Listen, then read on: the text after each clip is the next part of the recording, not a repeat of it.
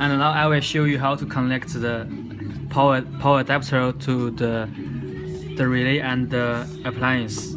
So you can see the power cable, and this power is the negative wire, and this red line is the negative wire from the appliance. So we can collect the two negative wire together, and the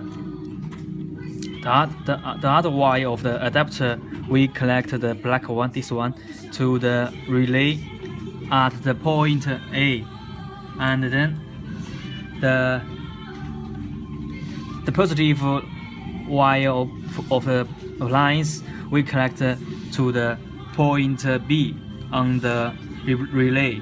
So we finish the connection and can test the system. And we need to connect the power cable to the relay. You can see here, this is the port, and we connect to the line is on. So we use an adapter to get power for the relay. Okay.